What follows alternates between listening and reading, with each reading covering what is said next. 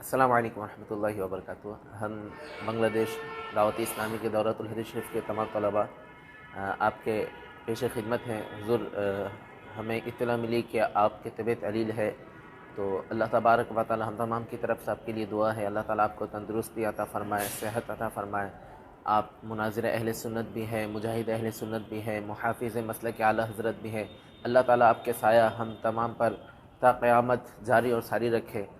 ہمارے لیے آپ بھی دعا فرمائیں، اور اس سال ہم فارغ ہونے والے ہیں، تو ہم فارغ ہونے کے بعد آپ سے یہ عرض کرنا چاہتے ہیں کہ ایک علماء کا سیرت کیسا ہونا چاہیے، علماء کا مطالعہ کیسا ہونا چاہیے، ایک مدنی بننے کے بعد دینی خدمت کا جذبہ کیسا ہونا چاہیے۔ حضور آپ اپنی دعا میں ہمارے والدین کے لیے، ہمارے لیے بالخصوص دعا میں یاد رکھیے گا۔ السلام علیکم ورحمۃ اللہ وبرکاتہ۔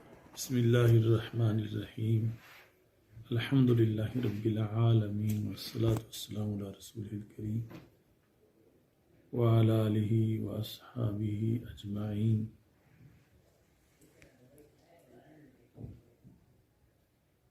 فیضان مدینہ بنگلہ دیش کے طلباء کرام کا سلام اور پیغام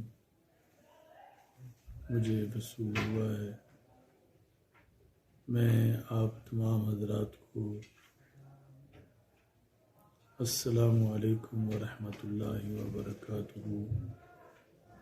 کہتے ہوئے اہل جنت کا ہدیہ پیش کرتا ہوں، اور آپ حضرات کو ہدیہ تبریک پیش کرتا ہوں کہ آپ نے ایک طویل علمی سفر کیا اور اب آپ منزل پہ پہنچ رہے ہیں۔ اللہ تعالیٰ آپ حضرات کو مزید کامیابیاں عطا فرمائے، اور آپ کے والدین کے لیے اللہ تعالیٰ اپنی خصوصی رحمتوں کے دروازے کھولے۔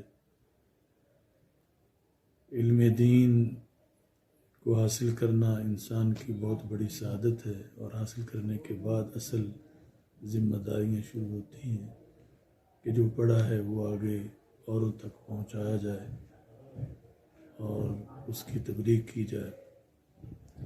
اس سلسلہ میں صرف و نحو کا اجراء مسلسل کرتے رہنا بہت ضروری ہے، اور ابتدائی سالوں میں جلالین شریف اور مشکات شریف کو مطالعہ میں رکھ کے تبلیغی مصروفیات کو آگے بڑھانا چاہیے، اور اس کے بعد شرح معانی الاثار اور بخاری شریف کی شرح عینی اس کو زیادہ مطالعہ میں رکھنا چاہیے۔